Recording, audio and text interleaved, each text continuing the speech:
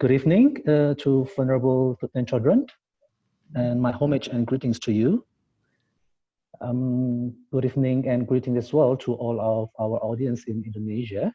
My name is Johnson, and I will be the moderator for our session today. This is one of the book review sessions, and in our event, the second annual Nusantara Dharma Book Festival. And this year's theme is Open Your Book to Be Happy, or in Indonesian language, it is Buka Buku Biar Bahagia. And today we are going to review the book titled Cultivating a Compassionate Heart, the Yoga Method of Chenrezig, or as published in Indonesian language, it is the Praktik Penyempurnaan Welas Asih, which is authored by Venerable Thubten Chodron herself. I'll do some introduction for Venerable. Venerable Thubten Chodron is an author, teacher, and the founder, and also an abbess of Svarast Abbey, one of the first Tibetan Buddhist training monasteries for Western nuns and monks in the US. She graduated from UCLA and then did graduate work in education at USC, ordained as a Tibetan Buddhist nun in 1977. And she has studied extensively with His Holiness the Dalai Lama, Tsenzhab Serkong Rinpoche, and Thubten Zopa Rinpoche. She received full ordination as a bhiksuni in 1986. Venerable Thubten Chodron teaches worldwide and is known for her warm, practical, and humorous explanation of how to apply Buddhism teachings in daily life. She is also involved in prison outreach and interfaith dialogue. She has published many books on Buddhist philosophy and meditation, and is currently co-authoring with His Holiness the Dalai Lama a multi-volume series of teachings on the Buddhist path. It's called The Library of Wisdom and Compassion. And the fifth volume, In Praise of Great Compassion, will be published in August 2020, which is actually this month. So I don't know, is it published yet, Venerable? Oh, it's out yet. Already, okay. So you can visit thubtenchodron.org for a media library of the teachings, and Sravasti.org to learn more about Sravasti Abbey. So, and with regards to our book review today, since our theme is about open your books to be happy, I want to highlight something about what we are dealing with nowadays regarding our happiness. Despite the fact that we all want to be happy, but most of the times it seems that there are a lot of things to make us unhappy in life, things that don't go the way we wanted them to be, maybe people that are different from us, you know, whether it's about colors, races, religion, etc. And then there are things that we don't like, people that annoy us, things that harm us, you know, like maybe even like the current virus pandemic situation and so on. So, but however, as Buddhists, we believe that compassion is one of the key factors that can play an important role in creating and maintaining happiness in our lives. And also we believe that the compassion of all Buddhas appear in the form of our Avalokiteshvara, who is also known as Chenrezig or Kuan Yin in Chinese tradition. So this book, Cultivating a Compassionate Heart, talks about developing this sort of compassion by utilizing the practice of Avalokiteshvara. And Venerable Thubten Chodron has presented us with a very skillful guidance in her book. So now we are very honored to have Venerable herself to talk about the book in person. And so without further ado, now let us prepare our body and mind to listen to what Venerable would talk about. Venerable, the floor is yours. It is the same as last time, Venerable. So we have about 45 minutes for the talk, and then we have about 30 minutes for question and answer sessions. So Venerable, please. Okay, great. Okay. So the participants all are already opened their webcams, I see. Yes, I want to see all of you. I want to know if you're falling asleep in the middle of the teaching. Yeah, or if you're getting up to go get something to drink, or, you know, flirting with your boyfriend or girlfriend. So, yeah. So let's just take a minute and start with our motivation.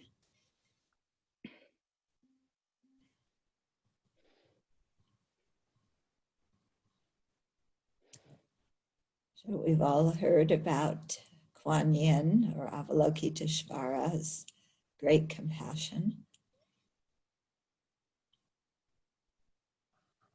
And we request Kuan Yin's compassion towards us.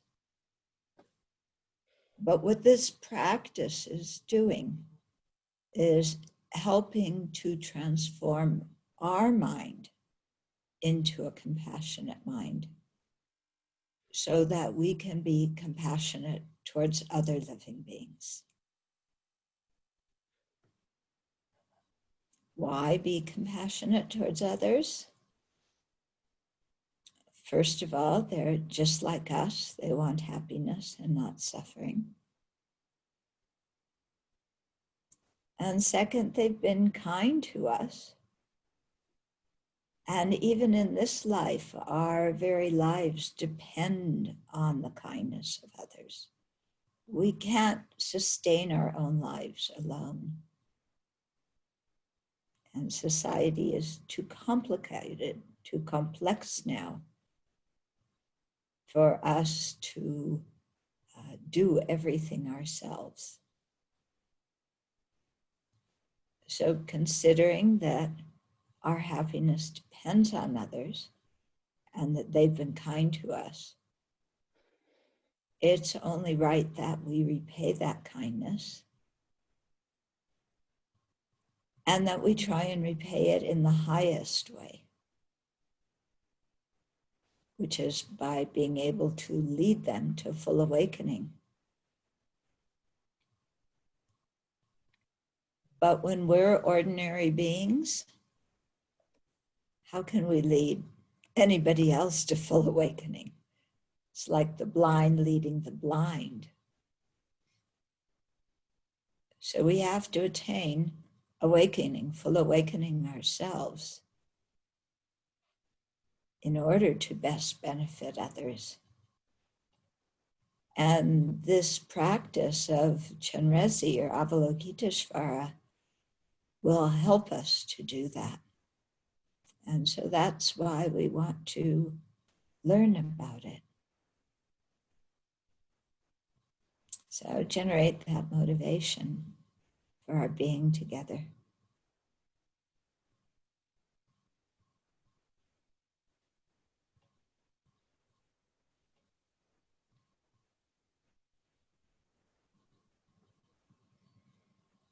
Then slowly open your eyes, come out of your meditation.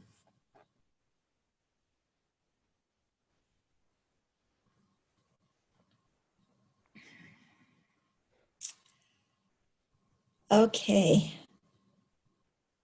so the first question comes, who or what is Avalokiteshvara, Kuan Yin, Chenrezig, Canon, and many more names? Okay, so Avalokiteshvara is the Sanskrit word, Chenrezig the Tibetan word, Kuan Yin the Chinese word, Canon the Japanese name. Kuan Yin appears sometimes in a male form and sometimes in a female form. Okay, and sometimes with 2 hands and 1 face, sometimes with 11 heads and 1,000 arms, sometimes with 4 arms. There's many, many different forms of Avalokiteshvara. So why? And what is Avalokiteshvara? So the Buddhas have their mind, an omniscient mind, and they have a physical manifestation. And they cannot communicate with us through their mind to mind, or maybe I should say we can't communicate with them just mentally because our minds are too cluttered with all sorts of rubbish. Okay, so out of compassion, the omniscient minds of the Buddhas manifest in a physical form. as these meditation deities. Okay, so there's different ways in which we can see Kuan Yin, and I'll vary with the term that I use. Sometimes Kuan Yin, Avalokiteshvara, Chenrezig. So they appear in different forms to communicate with us, and their forms have different symbolism.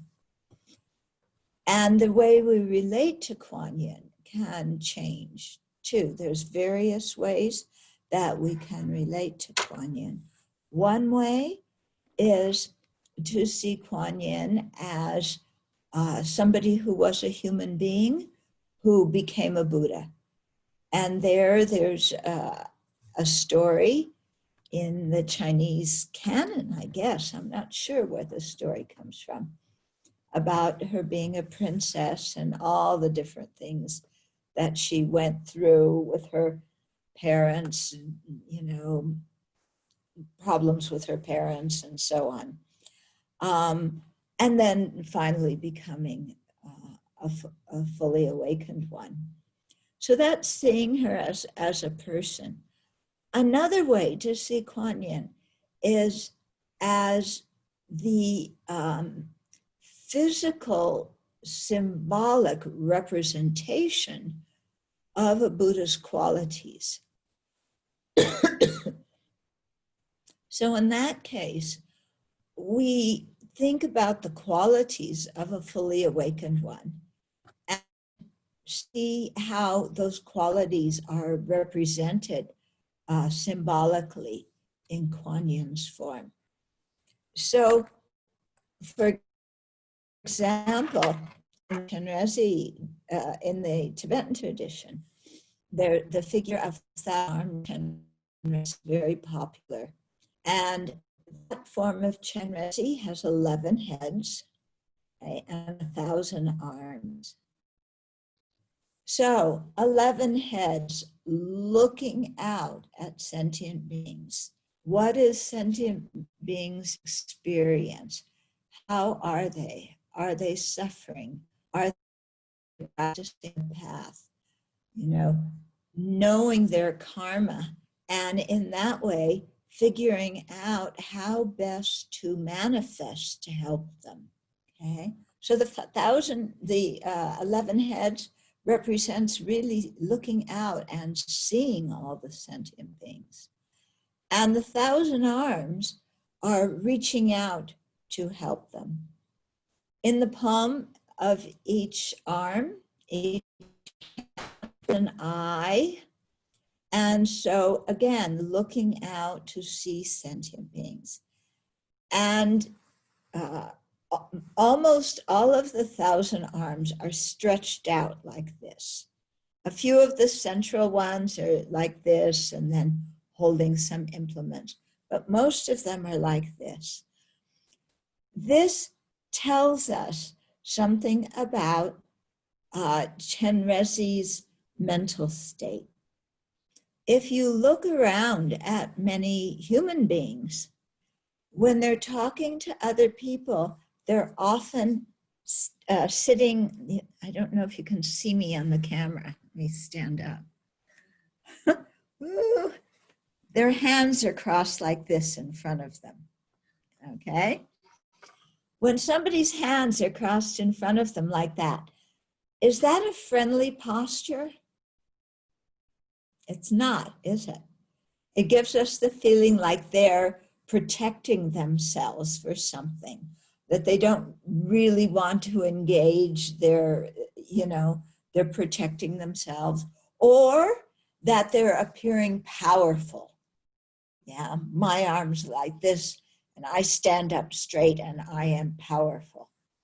But it's not a welcoming gesture. And when we stand or sit like that, it affects our internal mood. Okay. Now, all of you, put your hands out like this. Okay? Your hands are wide open. Now put them in front of you like this. Does it feel different? put them out again. Yeah. When your arms are out, you are totally open.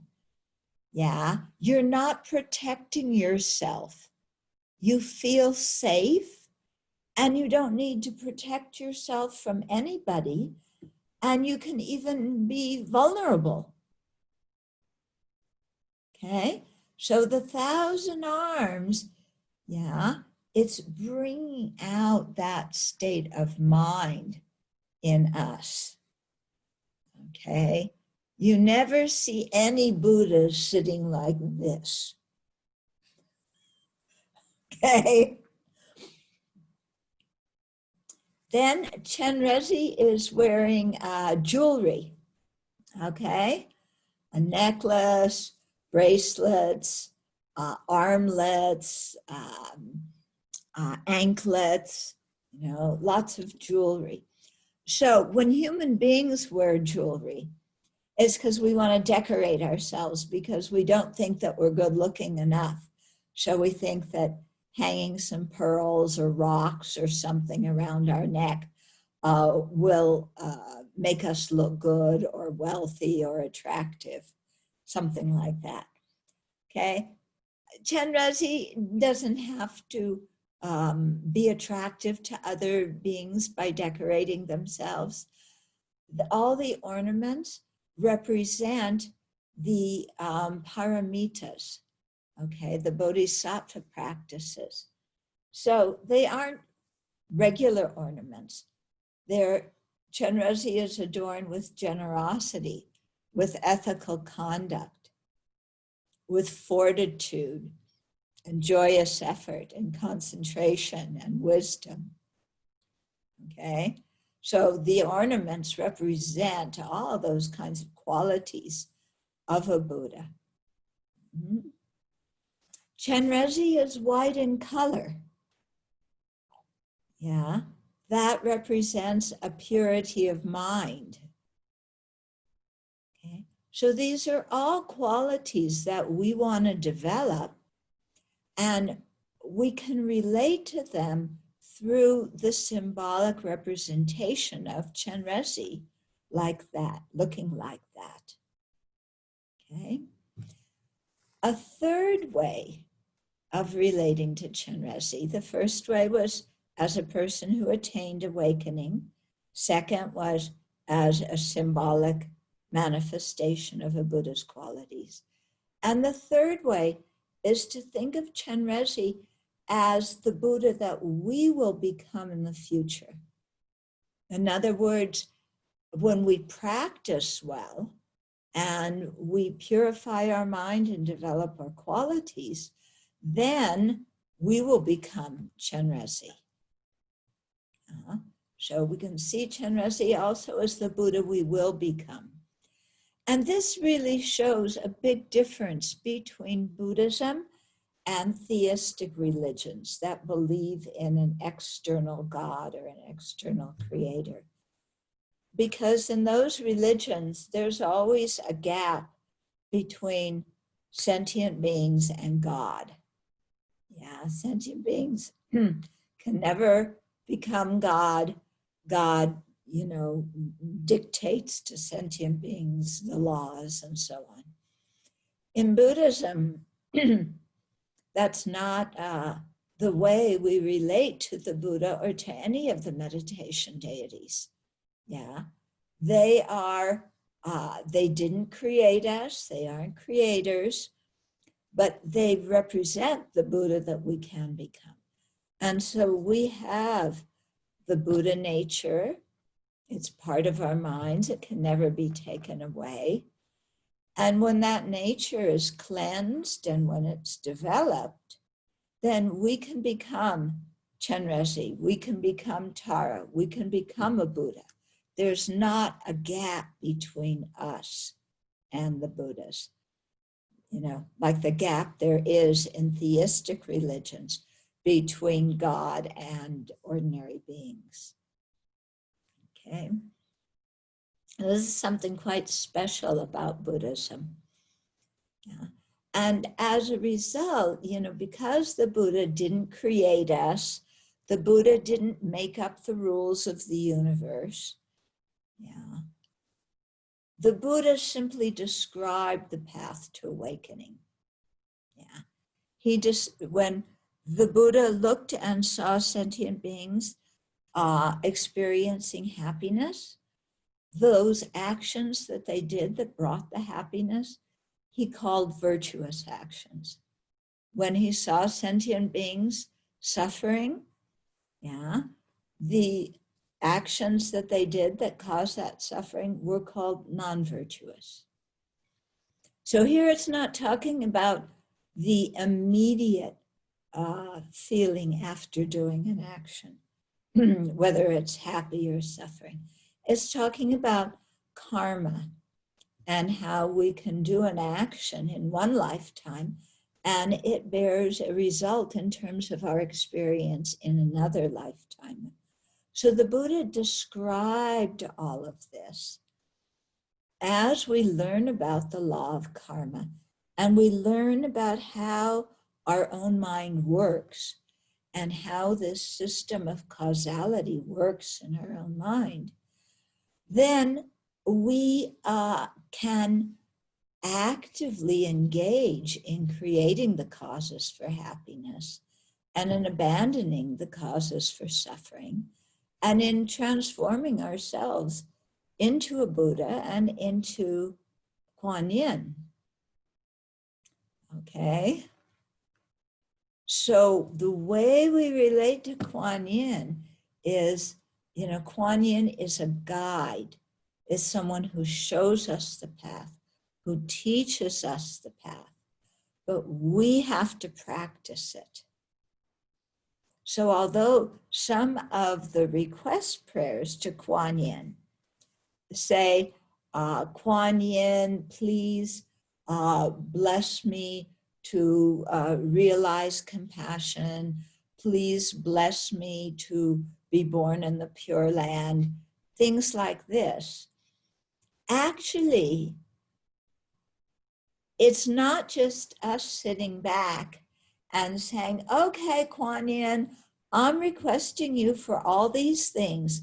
So please, you go and work and arrange it for it all to happen. And I'm going to sit here and drink some tea. Okay? So that's not how we relate to the Buddha. We're not praying to the Buddha to, be our slave and transform us into an enlightened being.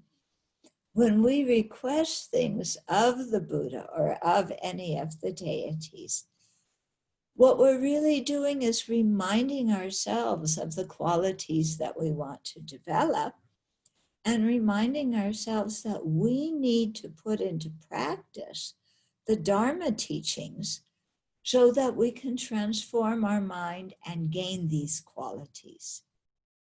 Okay? So although we may say, Chenrezig, please bless me or please inspire me, what it is it's a cooperative effort between Chenrezig and us. Yeah.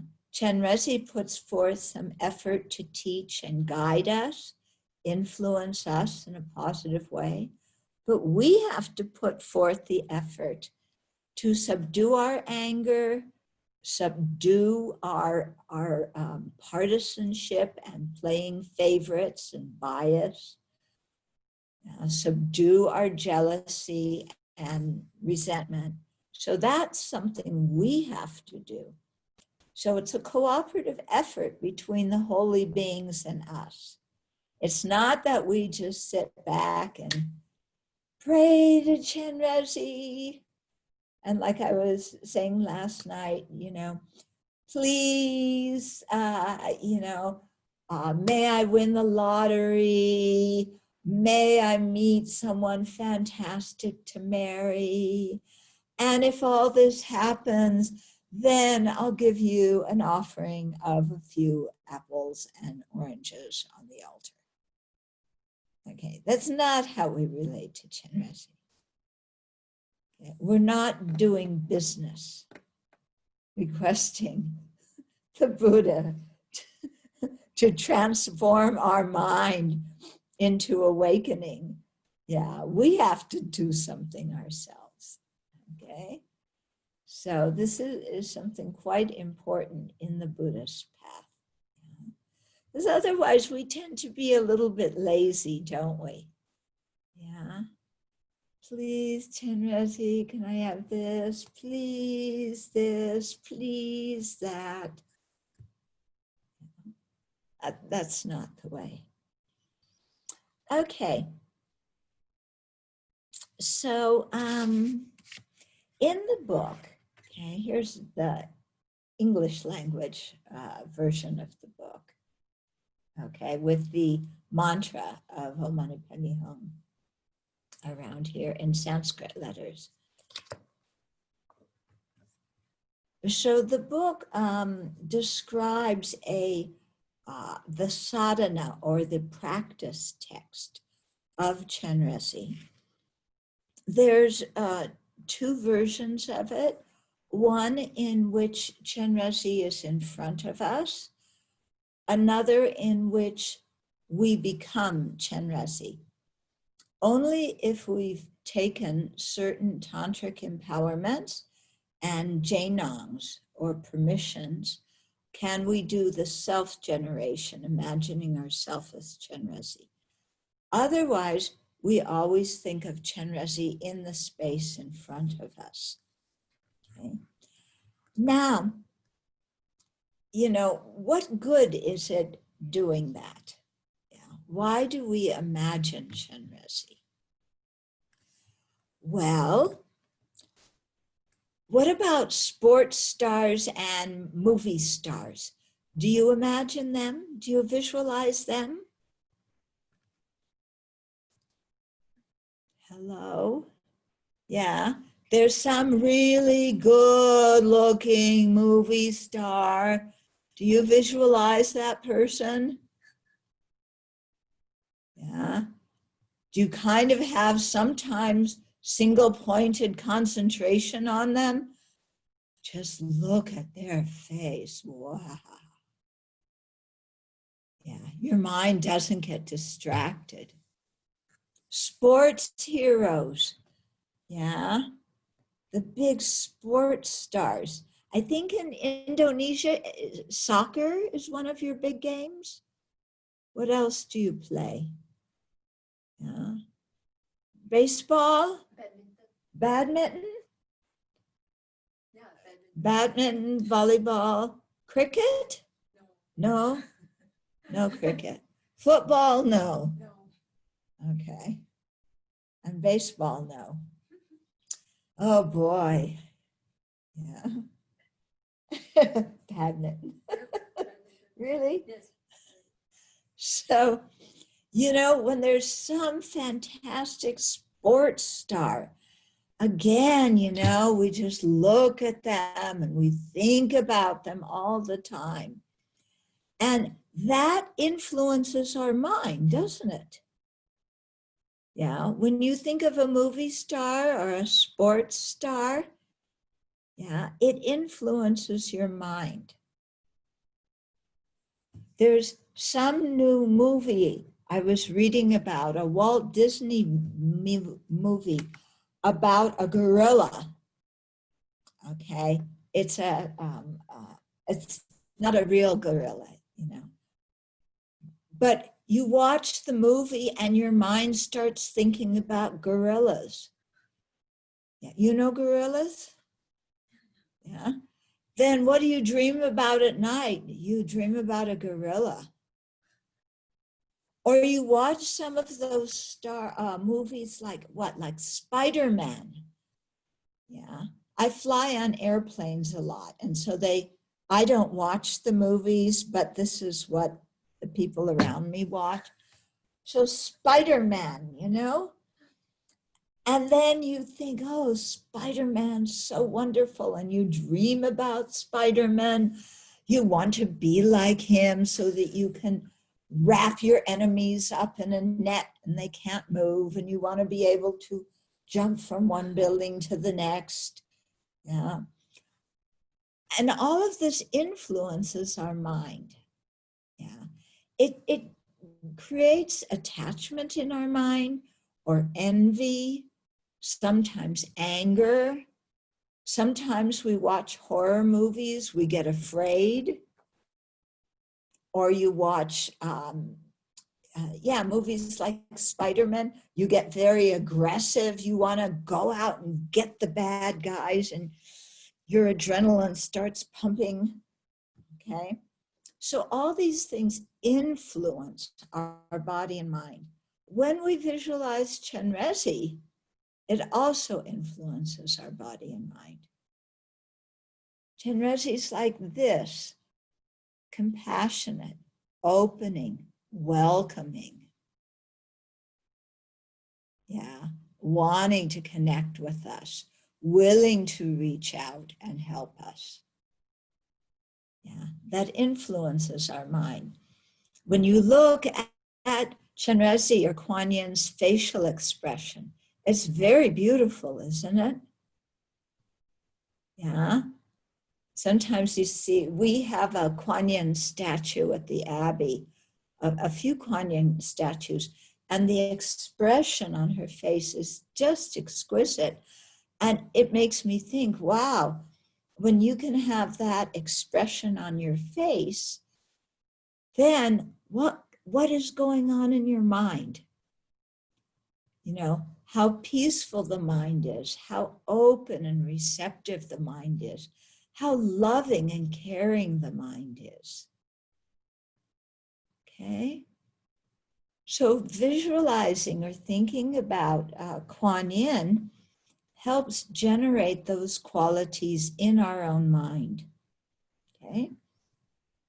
So it's very good to do that when you're in a situation, maybe where you're nervous, you have to give a talk in front of a lot of strangers, or you're going for a job interview or something like that, or you're going for a family dinner and maybe you're worried that your mom and dad are going to get mad at you about something, then you want to think about something involving loving kindness. Yeah. So if you just think of Kuan Yin in front of you, or you think of Kuan Yin above your head, yeah, so that Kuan Yin is coming with you to the job interview, to give the talk, you know, to the family dinner. And so you're not alone. You're coming with compassion. You're coming with Kuan Yin. And then, you know, that gives you the ability to react with much more wisdom and clarity and compassion yourself, because that is what Kuan Yin's physical form is conveying to us. Okay, is this making some sense to you? Yeah. And it's something that can be really very helpful when you're in situations that are confusing to you. You know, you wake up in the morning and you know that you're going to see somebody during the day, and that the relationship is not a smooth one. So you're a bit uneasy about how to talk to that person, or what they're going to say to you. Are they going to blame you for something or whatever? So if you really think about Kuan Yin and say, how would Kuan Yin relate to this person? Okay, I'm a little bit wary being around them. Would Kuan Yin feel wary and doubtful being around somebody? I don't think so. I don't think Kuan Yin suffers from being nervous and anxious. Yeah. Do you think Kuan Yin gets anxious? Yeah. Do you think she gets depressed? Yeah. No. Okay. So when we think about Kuan Yin and imagine her, that helps us set our mood. And when we think about how would Kuan Yin relate to this person? Okay, so let's say it's somebody, you're going to be seeing somebody who often ridicules you and makes fun of you. And you don't like being around that person because of that. You don't like being ridiculed and made fun of. Okay. How would Kuan Yin act towards somebody who was ridiculing or making fun of her? What would Kuan Yin do? Would she feel afraid? Anxious? Would she run away quickly? Or maybe would she make fun of herself and laugh with the other person? Or would maybe she just ignore the comments the other person is making? Okay. So if we think about how Kuan Yin would act, she might just sit there and smile with compassion and think, wow, this poor person, who thinks that teasing somebody and ridiculing them is going to make them happy when it doesn't really. And, Kuan Yin has compassion for that person. Doesn't get angry. Okay. So when we think about that, how would a Buddha react in that situation? It gives us some ideas how we can act too. Because often in different situations, we have our own emotional patterns and we just react the same way every time someone treats us in a particular way. And then, we get really stuck. But when we think, how would Kuan Yin act? Then we realize, wow, there's a whole bunch of different ways to act. I can be creative. I can, somebody who is being a big bully. I can smile at them and just look at them. I mean, somebody tries to bully Kuan Yin. Kuan Yin cannot be bullied. Somebody thinks, oh, Kuan Yin's a woman. She's small. I can boss her around. I'm a big man. Baloney. Kuan Yin is totally centered. Nothing disturbs her mind. No way does she get bossed around. She just maintains her center. She maintains her dignity. She doesn't respond to all that bullying. Okay? So it gives us some idea of how to act in those situations. Then also Kuan Yin's mantra. So there's, in the Tibetan tradition, we have a short mantra, we have a long mantra. In Chinese tradition, I know the long mantra. And then it seems like people say, Namo Kuan Yin Pusa. Is Om Mani Padme Hum known in Chinese tradition? People recite Om Mani Padme Hum. That's the short mantra of compassion. People do? Don't? Do? Okay. So when you recite either the long mantra, the short mantra, or Namo Kuan Yin Pusa, when you recite this, it makes you think of Kuan Yin's qualities. And also the vibration of the chanting, affects our subtle nervous system, affects our chi. And that in turn can affect our mind. And I remember one of my teachers, when he was speaking about the benefits of reciting Om Mani Padme Hum,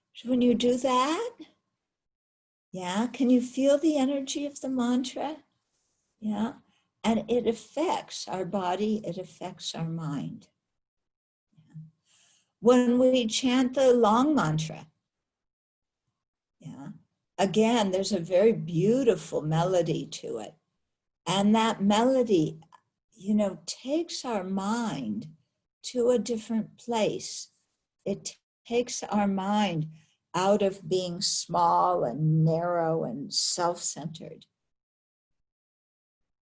Okay, and it enlarges our mind, and at the same time softens our mind, stills our mind, quiets it. Okay.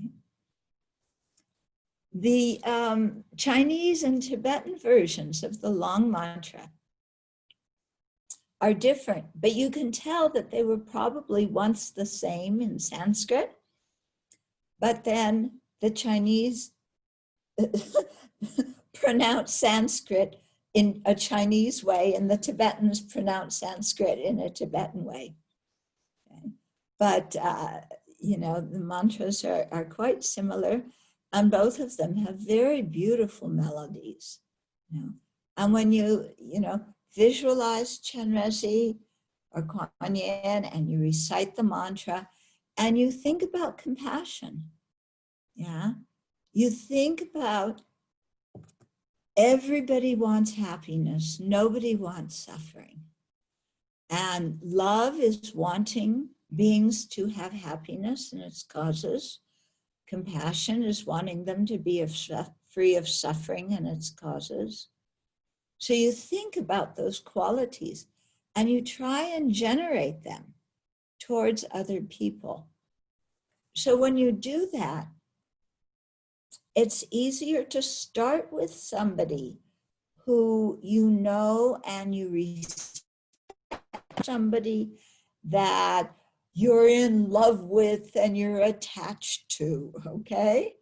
But somebody maybe like a teacher or a good friend, but not somebody where you have a relationship where you're really stuck to each other. And you know, really wish that person happiness. Think of all the different kinds of happiness you can wish them. Think of the causes of those happiness, especially the karmic causes of happiness. You know, wish that that person can create them. Extend compassion to them and want them to be free of suffering. And think of what the causes of suffering are, the non-virtuous karma, and really aspire that these people never commit or engage in that kind of karma. Okay, and so think about that towards, you know, somebody you know. Then you can do somebody that you're very close to, a family member or a good friend. Then do strangers, you know, people that you don't know, but really think, you know, these people have feelings.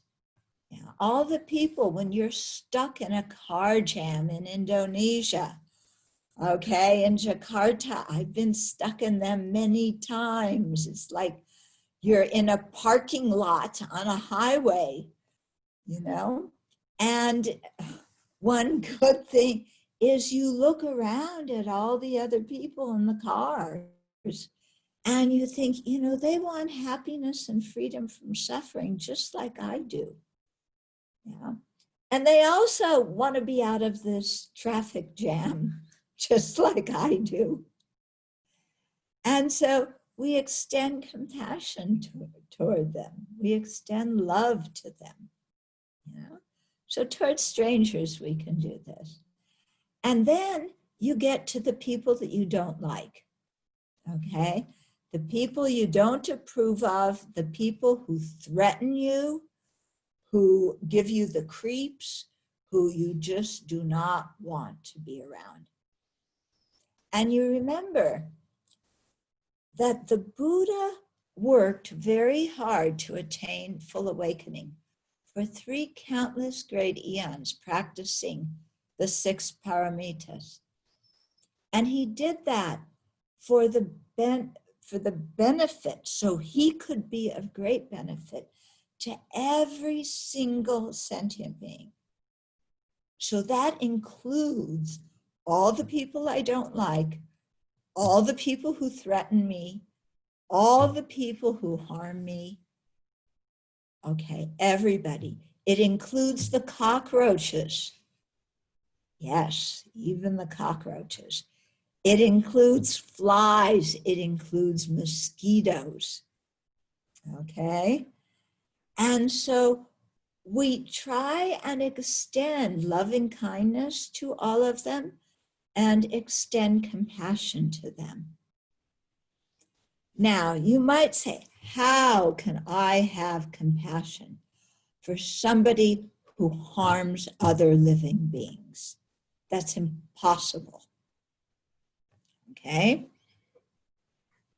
How can I have compassion for that person who acts in such a horrible, disgusting way? Well, why are they acting in that way? They're simply trying to be happy and not suffer. And their minds are so confused that they think that acting in an aggressive, harmful, even violent way is going to bring them happiness. That's how confused they are. So somebody who is confused and thinks that harming others will bring them happiness, they are in a very bad way. And they really need compassion. Yeah, they need compassion, sometimes more than the people who are happy.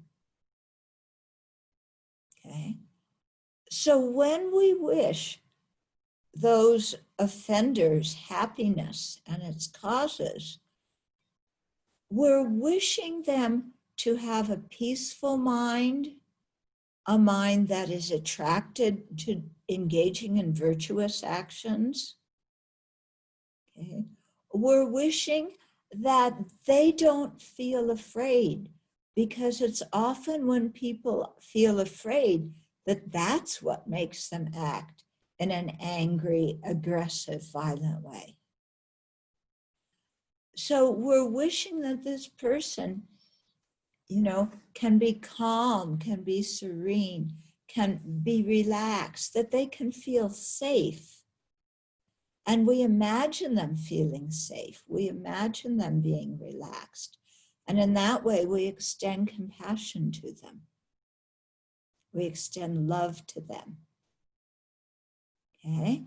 So extending love and compassion doesn't mean that we give people everything they want, because sometimes what people want is harmful to them. Yeah. If you have a relative who is an alcoholic or a drug addict, is giving them drugs or alcohol, that's what they want. But does giving them mean that you're helping them to give those substances? No, it means you're harming them. Okay. So it's much better if we're compassionate and loving. Yeah. To imagine them having a peaceful mind, to imagine them learning the Dharma from Kuan Yin, to imagine them being free of fear so that they don't act violently or aggressively towards anyone else. Okay? And so in that way, it becomes possible for us even to have love and compassion for the people that harm us. So I found this way of meditating very, very effective.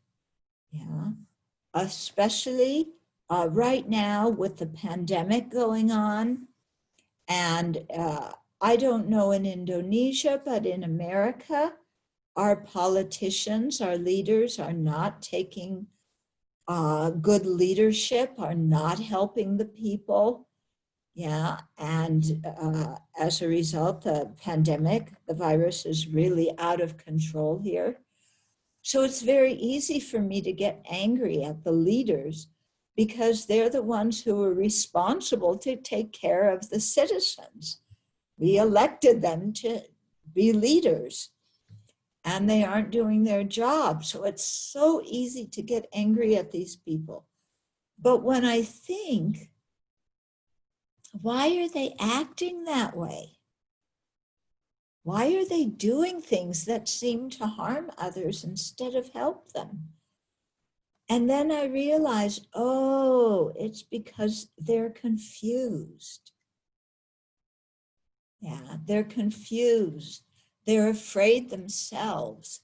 They're power hungry. But being power hungry, what a burden to bear. How uncomfortable that is. To have a mind that just seeks power. That's not a happy mind. So when I really think like that about these leaders, then instead of getting angry at them, I can have more patience and tolerance. I still won't vote for them, but as one human being to another, I can open my heart in kindness towards them. Okay, so these are very important qualities to develop in our life and ways that practicing Kuan Yin can help us and remind us to develop these qualities. Okay, so I think that's it for the talk, and we can have some questions and comments, maybe some answers. I won't guarantee the answers.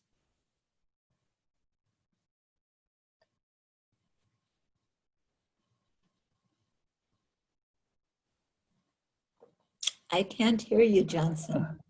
Oh yeah, hello. Okay, there you go. Sorry about that. Mm-hmm. Thank you very much, Venerable. A very insightful talk. So now we've come to the question and answer session. We have received 3 questions actually. Hold on. And people can write in more questions as you think of them. Yes, please. Okay, first question, Venerable. Perfection is not human traits. So basically the question is that humans are full of mistakes, that they are not perfect. So how can we actually be as perfect as a Buddha? What is it that makes us imperfect? It's the kleshas, the mental afflictions that make us imperfect. But those mental afflictions are not the nature of our mind.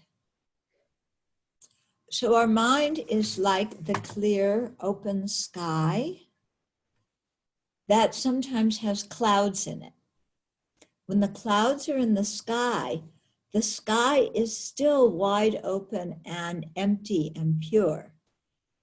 The clouds are not the nature of the sky. They can be removed. So in the same way, our imperfections, our mental afflictions, our mistakes are not in the very nature of the mind. And they can be counteracted. They can be eliminated from the mind stream. And this is what the Buddha's teachings teach us how to do. Okay? So it's possible for us to become fully awakened Buddhas. Okay, thank you. I think that's quite understandable. Okay, and the second question. So, Venerable mentioned about the Buddha nature, and in relation to the Chenrezig practice. So is this Buddha nature that you are talking about is actually the aspect of Buddha's compassion? And if so, is it equivalent with realizing the bodhicitta? And how, by means of Chenrezig practice, one can realize their Buddha nature? Okay, so this big question. So Buddha nature has, there's two kinds of Buddha nature. One is called the natural Buddha nature. And this is the emptiness of inherent existence of our mind. The fact that there is no independent mind or independent person. That's one aspect of Buddha nature. The second aspect is called the transforming or evolving Buddha nature. And that's the seeds of all of the good qualities that exist in our mind now that can be developed infinitely as we practice them. So when we speak of the transforming Buddha nature, one of those qualities that we can develop is compassion. Another quality is love, okay? Confidence, trust, integrity, consideration for others, conscientiousness. There's many good qualities that we can develop. And the seeds of those qualities exist in our own mind now. And sometimes we act in that way. Those qualities manifest in our mind, and we create so much virtuous action or virtuous karma at that time, motivated by these good qualities. So what we're doing when we practice the Dharma is we are watering the seeds of these qualities inside of our mind so that we can act according to them in our life. When we act according to these good qualities, in other words, when these qualities are manifest in our mind, then we make more and more of a habit of seeing life through that way. And we create more and more of a habit of acting in that way towards others. Okay, so when we practice Chenrezig, with 1,000 arms reaching out to sentient beings, eyes in the palms, 3 eyes in all of the 11 heads, we think I'm looking at sentient beings with kindness. And so you imagine, in your meditation, I'm looking at others with kindness. What does that feel like? Okay, so looking with kindness at the people we like, that's pretty easy. Okay, looking at with kindness at strangers, we have to work a little bit harder to remember that they're living beings with feelings. To look with kindness at the people we don't like, who harm us, that's a real challenge. But that's when you do what I was just describing. See them as a suffering sentient being and relate to them as a suffering being. Okay? And then you can have compassion for them. Okay? So similarly, when you imagine Chenrezig above your head or in your heart or in front of you, and you go into difficult situations, then we remember to act with our virtuous qualities, and then we are imprinting the seeds of those qualities stronger in our mind, developing the manifest form of those qualities more and more. And so in that way, we progress on the path to full awakening. And that is developing the evolutionary or transforming Buddha nature. And our love and compassion and good qualities like that can be developed limitlessly.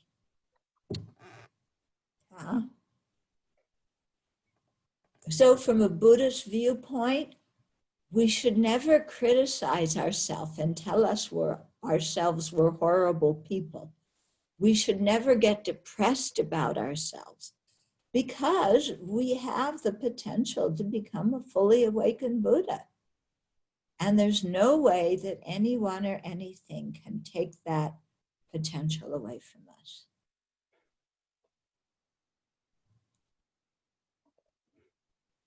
Okay. Okay, thank you, Venerable. Questions keep coming in a lot. The third question: if we don't understand the meaning of the mantra, of the Chenrezig compassion mantra, is it still, can it also take effect on us? Can we also cultivate compassion if we don't know the meaning of the mantra? And how actually, if there is any special way to recite the mantra? That's the third question. So yes, the mantra can still affect us even if we don't know the meaning of it. It's good if we can learn the meaning of it, because then we can think about the meaning when we're reciting it. But as I was saying before, just the vibration of the mantra affects the chi, the energy in our body, and that calms the mind and influences the mind. Okay. In terms of how to recite the mantras, you can chant them with a very melodic melody, or you can say them very quickly, like I was doing before, like that, okay? So either like that, or there's melodies like with the long one. Om mani padme hum, Om mani padme hum, Om mani padme hum, Om mani padme hum. And the melody for chanting Namo Kuan Yin Pusa, also very beautiful. So you can chant that. Yeah, the long mantra. The Chinese has one melody, the Tibetans have another melody. Yeah, so you can do it according to that melody, or you could chant it very quickly. Okay, in the Tibetan, we would go Namaranadhraya, Namarayana Sakara, Veratana Buratya, Tatakataya, Artisamisam Buddhaya, Tayata. Never remember things, yeah, but I have to do it. But you can say it quickly like that. I don't like performing in front of people. Okay. Okay, thank you, Venerable. And then the fourth question. During this pandemic, there are a lot of people who think that they are suffering because they think that they might be actually happier if they can go out to the mall, hang out with friends, and now they are forced to stay at home. So maybe there's an advice from Venerable how to actually handle this kind of situation. What kind of compassionate practice that we can apply to this situation? Okay. So here I'll speak for Buddhist practitioners, not for just the general public who they don't know Buddhism, but I'll answer your question for Buddhist practitioners.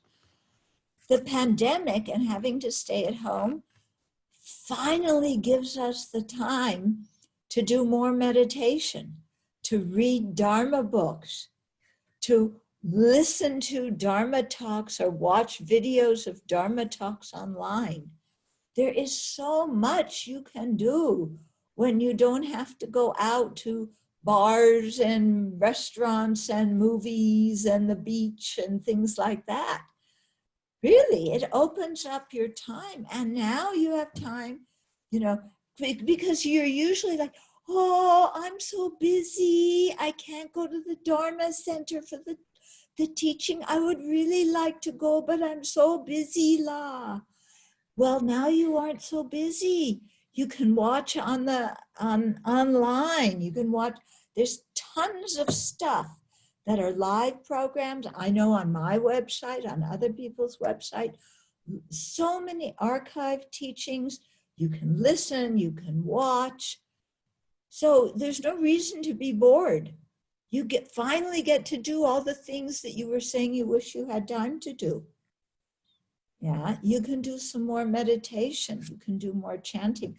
You can work on doing your 100,000 prostrations. Okay, bowing to the Buddha. That's a wonderful practice. Okay, so lots of things to do. And for me, I feel incredibly fortunate during the pandemic. I'm staying in a lovely place with kind people, and I'm safe. Yeah, my compassion goes out to the people who are working on the front lines, the doctors, the nurses, the healthcare, all the healthcare professionals, the people at the grocery store, the truck drivers, yeah, the bus drivers, all these people who have to work during the pandemic when they're risking their lives, you know, and because they can easily be infected with the virus, but they're risking their lives for this, so the rest of us can be safe. So what do I have to complain about?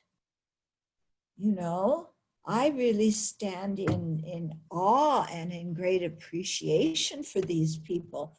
And I really wish that they got a fair wage and that, you know, people didn't say, oh, they're only, you know, lowly workers, so we shouldn't pay them very much.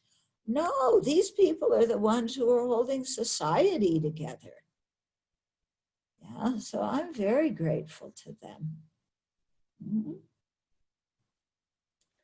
But vulnerable, people that are watching us might be, the audiences might come from young people, you know, like from the 11th grade, 12th grade, you know, at the age of 18, 19. And those people, the millennials, they're actually kind of like intrinsically lean towards, you know, going out, hanging out, going to the mall. So is there a way how to you know, cultivate that kind of perspective for the youngsters at that kind of age, probably? Well, you know, all of us were once that age and wanted to go to the mall and wanted to hang out at the shopping center with our friends. Yeah, all of us did that at some time or another, okay? Personally speaking, looking back at that now, it wasn't very much fun. I really don't like shopping. I find shopping incredibly boring. I really don't like going to malls. Too much noise and this and that, and people always trying to sell you things. And actually, it gives you a headache after a while. So, you know, check up if it's really fun. If what you're looking for is not necessarily the glitter of the mall or the glitter of the theater, you can still connect with your friends over the internet. I mean, you guys are the millennials, my goodness.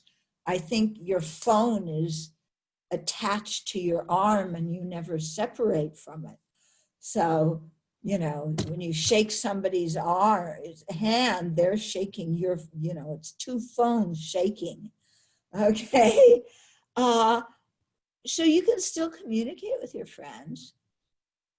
And you can look up all sorts of interesting things online and discuss those things with your friends.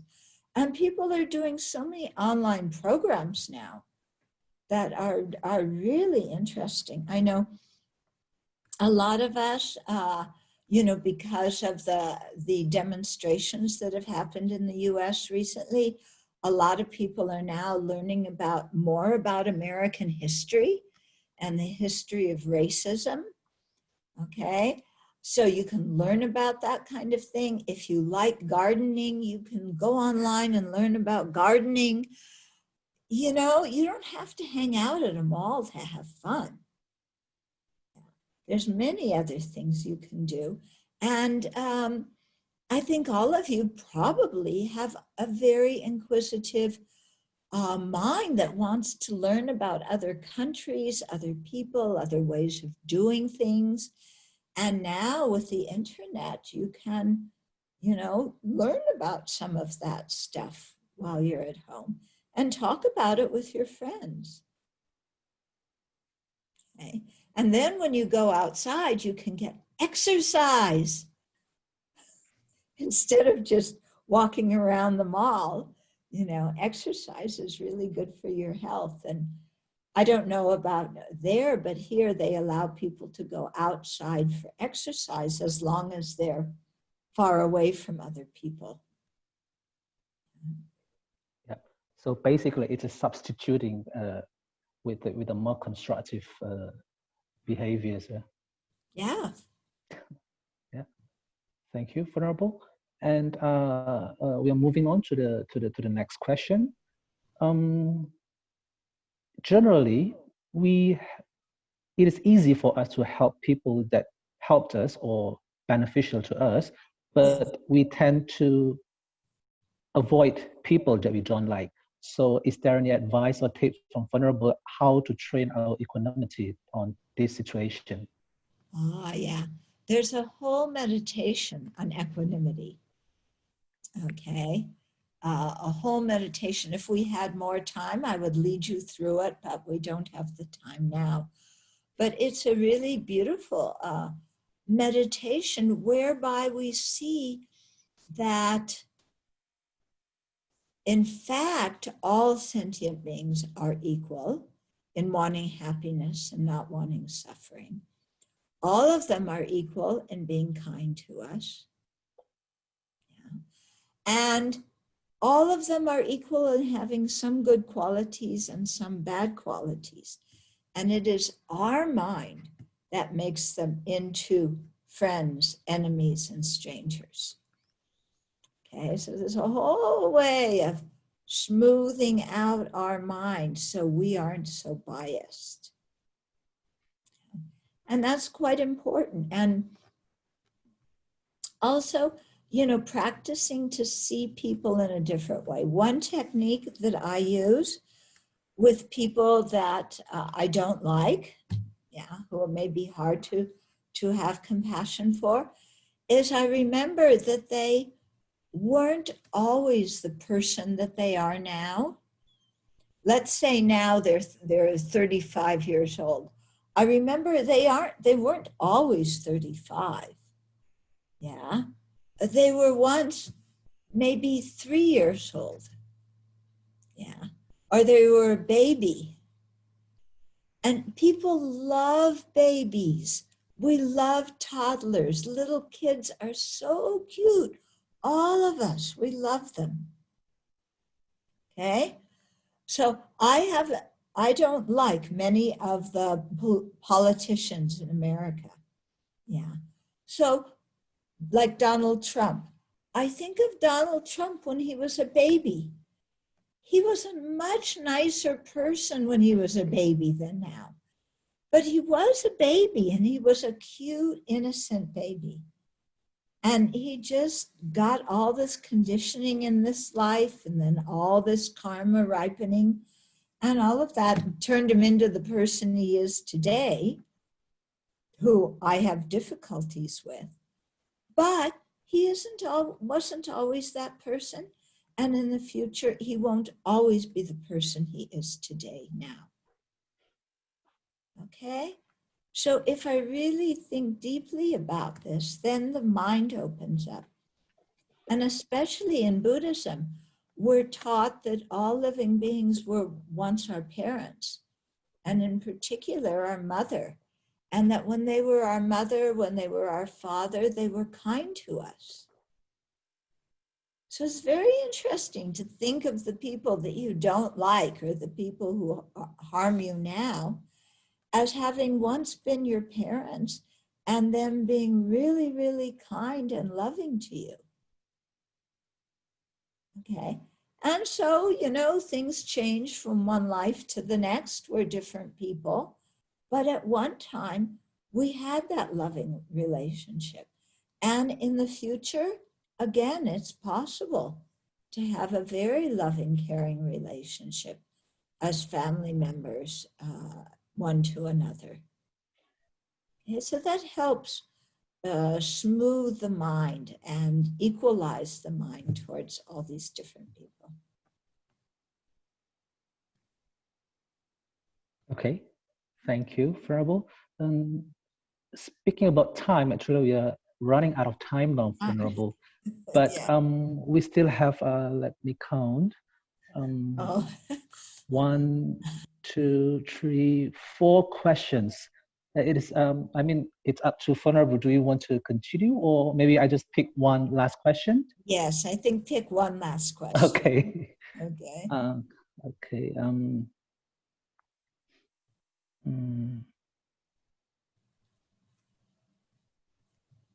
Okay, maybe this one is interesting.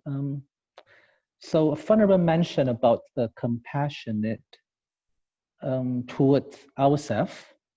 So how do we distinguish from, being compassionate to ourselves and being egoistic? Okay. This question comes a lot.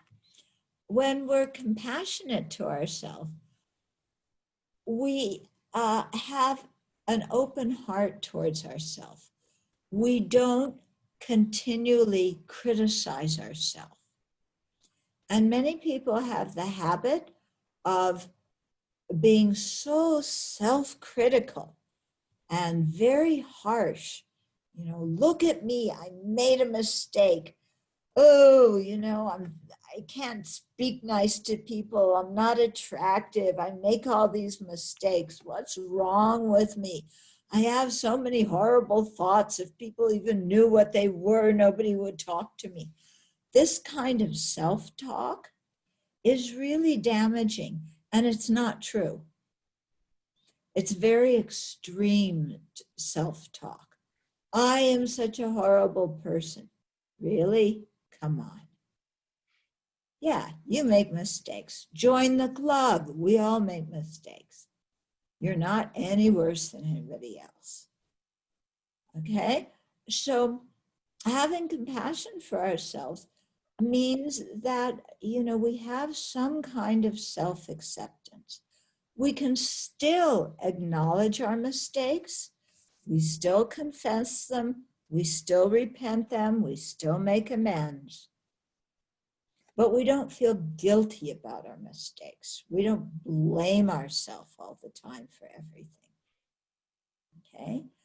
So when we have compassion and kindness towards ourselves, there's a very pleasant feeling inside. Our emotional feeling is quite pleasant and accepting. Yeah. When we are self-indulgent, when we are selfish, that same pleasant feeling is not there. When we are selfish and self-indulgent, there's the feeling of craving, of clinging.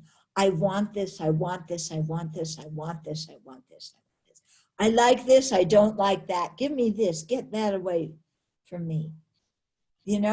We can look at the thoughts in our mind. We can look at just our mood, the basic feeling in our mind.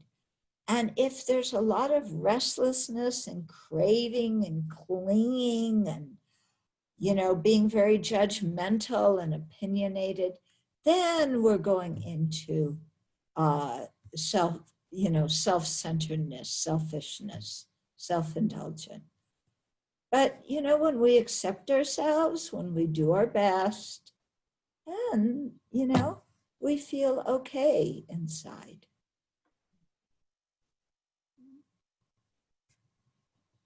Okay, thank you, Venerable.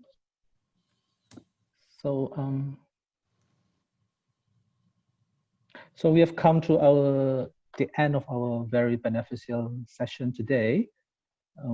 Thank you very much once again, Venerable. Thank you. So before I need to do some summary. There are actually a lot of interesting points being discussed here, so I find it a bit difficult to pick some points. So I'll start from the beginning. So in the beginning, Venerable talks about 3 ways to how to relate to Avalokiteshvara. So first is to look at Avalokiteshvara as a person that achieved enlightenment. And then second, Venerable talks about that Avalokiteshvara can be seen as the symbolics of Buddha qualities. And the third one is actually, I think, is the most interesting, because we can see Avalokiteshvara that he actually represents the future Buddha that we will become. And this is actually the main difference between Buddhism and other theistic religions.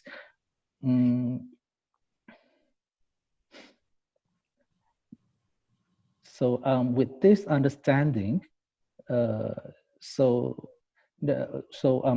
also have a better understanding not to, requesting Avalokiteshvara for this and that, like an external deities, but it's actually a future Buddha of ourselves, and henceforth we need to put efforts in by ourselves, subduing all our negativities, etc., in order to become Avalokiteshvara ourselves. And Venerable also talks about the importance of sadhana practice, because it actually influences our mind, because when we think of something a lot, it tends to influence our mind and even our body. So it's better to think about Avalokiteshvara than Spider-Man or maybe some Korean actors. And so, and also, Venerable also gave us a very practical advices in bringing Avalokiteshvara in our minds when we are facing adversities, like when we are dealing with difficulties with people that we don't like, people that we are afraid of. So we should think how Avalokiteshvara would act in such situation, and then it would give us some ideas on how we should act too. And then maybe one last thing that I need to highlight is Venerable also give us a glimpse on how to meditate step by step on love and compassion, that we start with people that we know, but not someone that we are too close to or too attached to. And then we move on to the people that we love. And then we move on to the strangers. And then we move on to the most difficult part, which is to develop love and compassion to people that we don't like. And also one thing that is, I think, quite important is that Venerable gave us a different perspective, that someone who acts badly might be someone who even need more compassion than the other peoples. So actually, we need to be even more compassionate towards such people. There are also a lot of, I think, interesting discussions going on in the question and answer sessions. I hope everybody get full benefits out of it. Thanks very much to Venerable. And I think we have come to an end to our very beneficial session today, Venerable. So before closing the session, I think I might need to deliver some announcement in Bahasa Indonesia. So allow me for a moment, Venerable. Jadi untuk teman-teman yang tertarik untuk mempelajari lebih lanjut mengenai praktik awaliteswara, bagaimana cara bersikap dan memeditasikan welas asih kepada orang-orang, kita dapat mendapatkannya di buku Praktik Penyempurnaan Welas Asih karya Venerable Thubten Chodron. Silakan bisa diakses bukunya di web Lama Indonesia. Khusus untuk hari ini dan besok bisa dapatkan harga spesial untuk buku ini. Lalu di selain buku ini, di bazar ini juga banyak sekali koleksi-koleksi buku Dharma dan Nusantara lainnya. Itu bisa dilihat di tab bazar di situs website NDBF. Lalu kalau bagi yang ingin mendapatkan voucher buku gratis 10.000 secara cuma-cuma, bisa masuk ke website ndbf.lamrindonesia.com, lalu tinggal didaftarkan saja data-datanya dan bisa langsung otomatis mendapatkan voucher gratis 10.000. Kemudian jika Anda memiliki pertanyaan terkait Nusantara Dharma Book Festival, Anda bisa memeriksa Instagram @lamrindonesia untuk mendapatkan informasi terbaru tentang webinar dan review-review buku yang akan datang. Okay, Venerable, that would be all. I would like to personally and also representing all the audience of Nusantara Dharma Book Festival to say thank you to you, Venerable, and we pray that we will meet again sometime soon in the future. Okay. Thank you very much, Venerable. Bye-bye and see you. I wish you all the best in your all your Dharma studies and activities, and thank you so much for your interest and enthusiasm in the Buddhist teachings. If you learn them and practice them well, it'll really help you in your life, and then you'll be able to help many, many living beings. Thank you, Venerable. Thank you. Bye-bye. See you. Okay. Bye-bye.